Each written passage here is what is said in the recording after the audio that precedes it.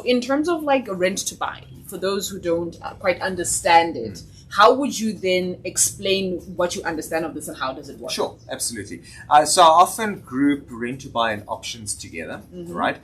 Estate agents should actually be familiar with options quite a bit because it's used quite often in practice.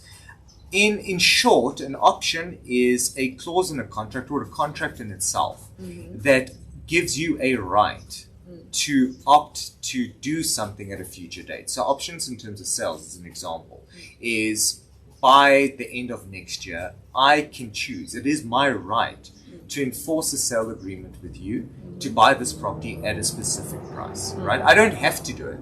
So it's not a sale agreement because I'm not actually buying it. And if I choose not to exercise my right, then the sale doesn't go through. So the fact that it's an option is I can enforce a right to buy, and you have to sell to me because I've got the right to enforce that option, right?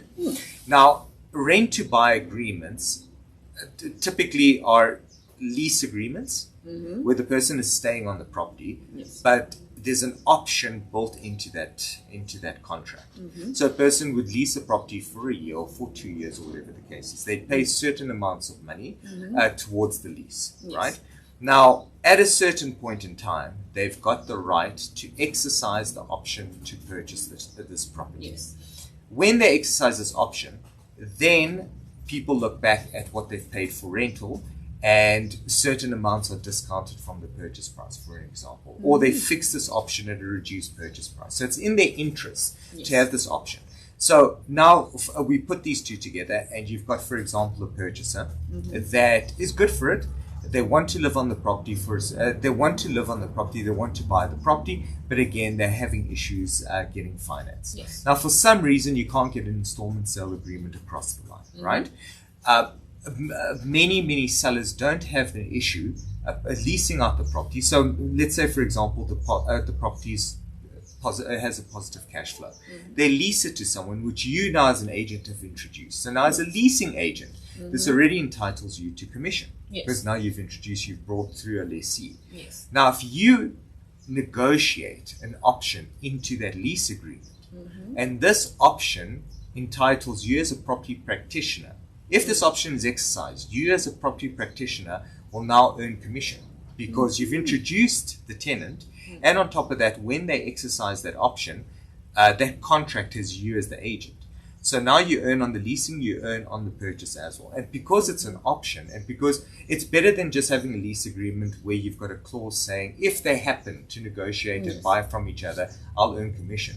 This actually grants a right to this purchaser.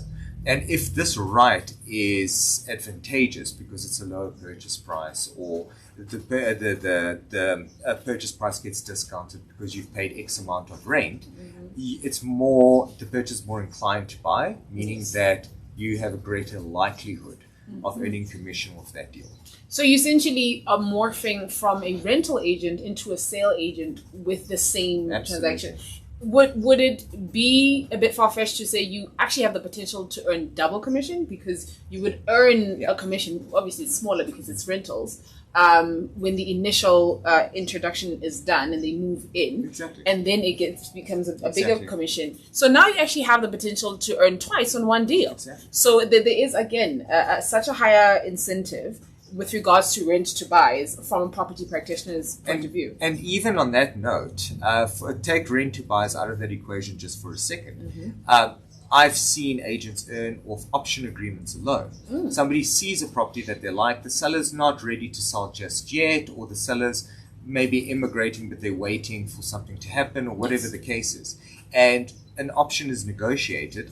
Remember, options actually have a fee attached to them. So to keep an option alive, a person can charge a fee for it. So the sellers are allowed to charge a fee, saying, I will give you the option, so I won't sell it to anyone else, because now I'm not allowed to sell it to anyone else, but you're going to pay me X amount in order to keep this option alive. Whatever, 40,000, 50,000 Rand. And which actually can be taken from the purchase price in future. So if the option's exercised, you pay 50,000 Rand less on the purchase price. Agent can also earn off the option. So even if the sale doesn't go through, agent can negotiate a commission because it was in the process of brokering a deal, and can charge a fee for the work that it did, even though the sale didn't go through. That is actually quite interesting, guys. That is really, really interesting. I'm learning so much as I'm conversing with you